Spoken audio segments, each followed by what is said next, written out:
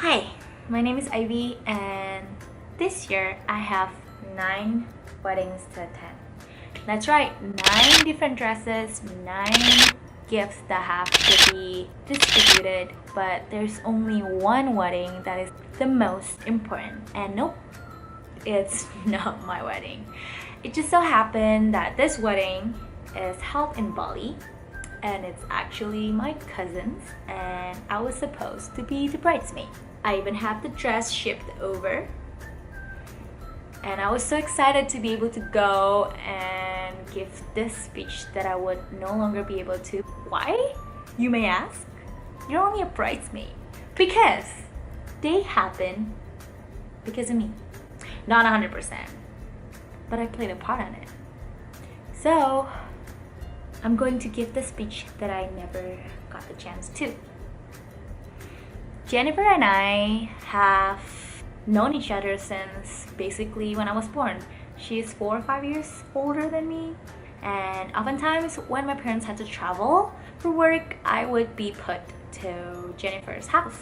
And I was bullied a lot when I was little by the older sisters. Hello, Agnes, Catherine. Actually, mainly Agnes. Catherine would be the one who's like, that I would run to, like, oh my gosh, like you're bullying me, oh no. I was Esperanza, one of the other.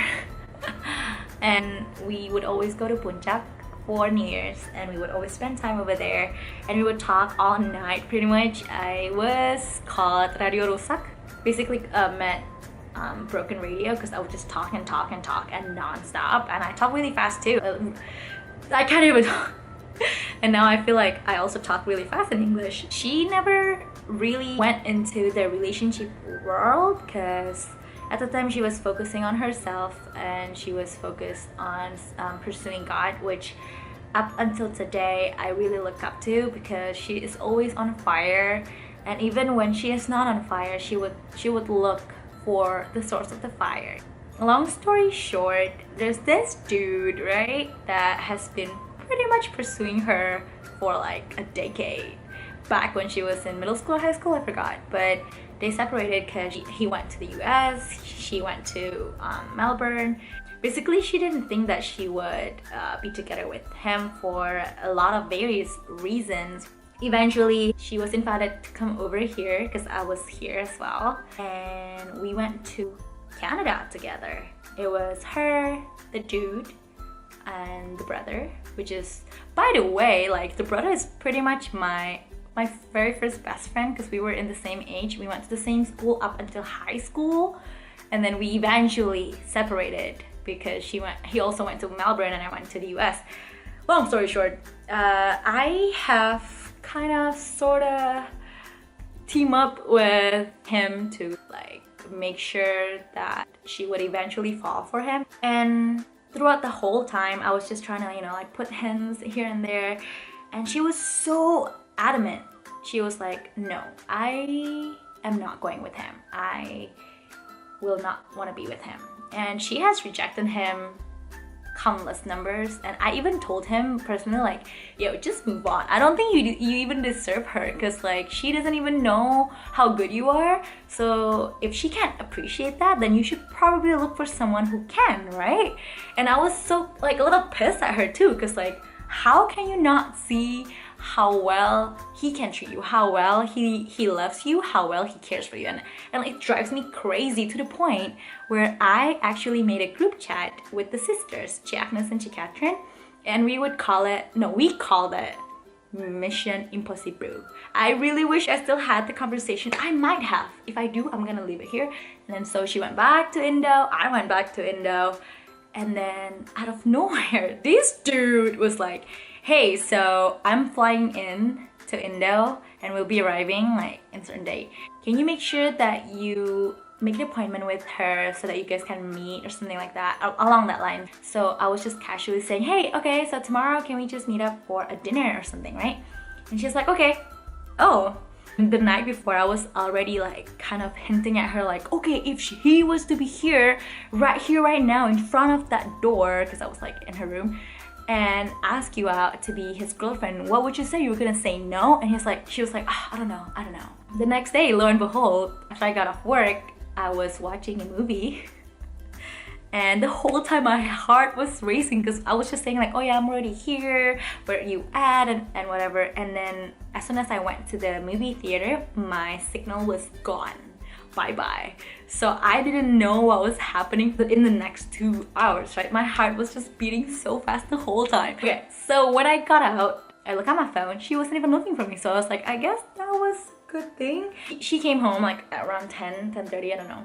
And when she opened the door, I was just like, oh my god, oh my god. And she was like, lu gila ya, Fa? Lu gila ya, Fa? That means like, are you crazy? Are you crazy? So I was like, okay, what did you say? What did you say? And she's like, I said I'll think about it. I'm like, are you kidding me right now? The suspense though. So the next morning at 4, I woke up super early, hella early, went to the airport, hop on the plane, and I was taking a nap. And in my dream, I was dreaming them.